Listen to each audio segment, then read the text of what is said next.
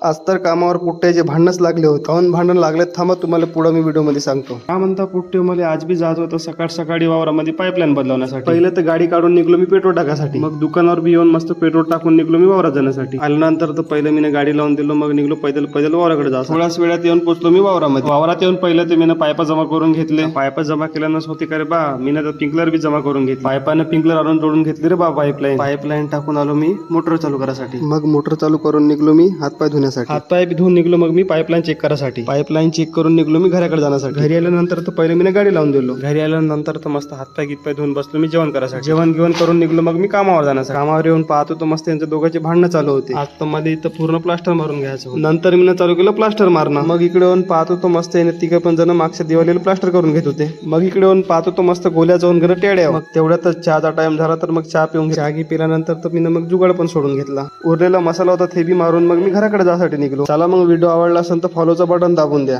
Like करो.